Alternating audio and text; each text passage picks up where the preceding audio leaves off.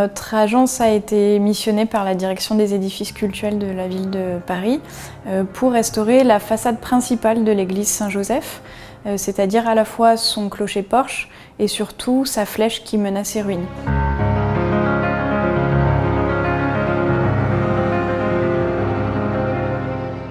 La partie sommitale de la flèche était complètement sous-filée parce qu'il y avait eu des pierres qui étaient tombées. Et la flèche était vraiment avec de grosses pathologies, entre autres des grosses fissures qui étaient complètement ouvertes sur la flèche. La croix avait déjà été déposée auparavant parce qu'elle menaçait de tomber.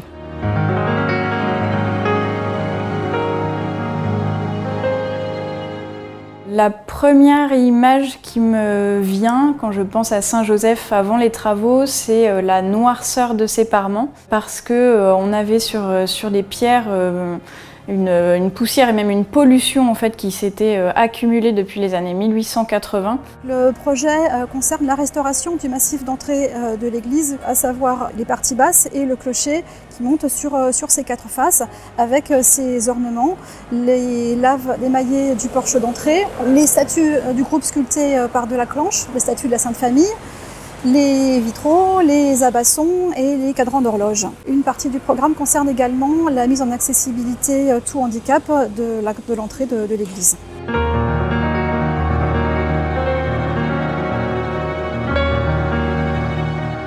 Pour nous, il y a eu vraiment une étape essentielle au niveau de la conception qui a concerné le renfort métallique de la flèche pour ne pas répéter évidemment les erreurs du passé, puisque la première flèche avait été faite de cette manière avec les agrafes. Elle a été reconstruite dans les années 1920 de la même manière.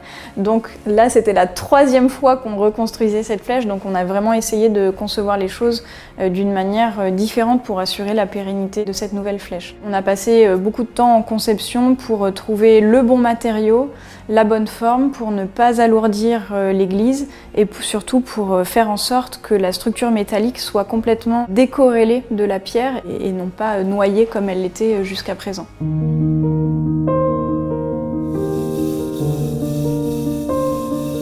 L'un des défis de ce chantier, qui a été relevé par l'entreprise à Chevalier, qui a reconstruit cette flèche, a été de concevoir un échafaudage complètement autoportant qui a permis de déposer la flèche sans avoir à modifier l'échafaudage. Et ça, c'était vraiment une gageure.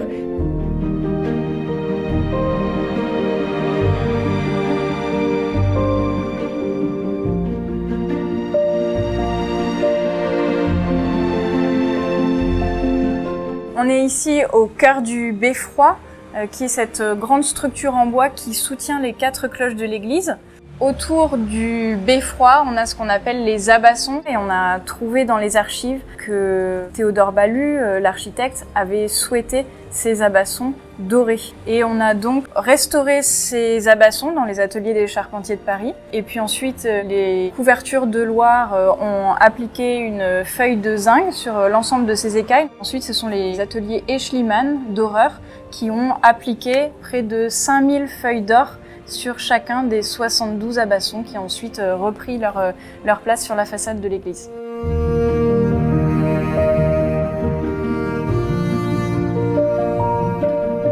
Et pour couronner le tout, on a remis évidemment au sommet de la croix la girouette, le coq de l'église, en cuivre et qui a été redoré au même titre que la croix, les abassons, les nimbes et les horloges. L'or, ça a été un peu une surprise pour moi de découvrir qu'il y aurait de l'or sur le clocher dans un quartier où on a quand même beaucoup de difficultés économiques, sociales et ainsi de suite. Comment cela allait être reçu? D'une part, en fait, très bien, les gens sont très très heureux de voir cette beauté.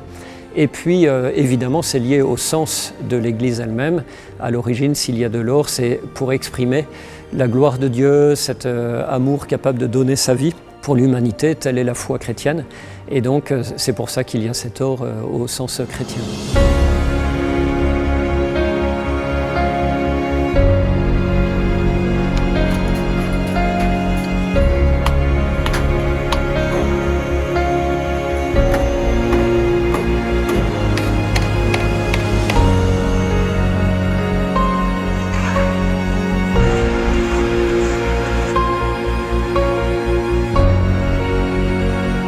Les moments forts de cette opération auront été la pose de la dernière pierre qu'on a pu partager avec toute l'équipe chantier. On a inscrit sur la dernière pierre les noms des artisans et des personnes qui ont été impliquées sur ce chantier. Sur tous les chantiers, si vous me passez la métaphore, mais la mayonnaise ne monte pas aussi bien en termes de relationnel, d'équipe et d'équipe projet.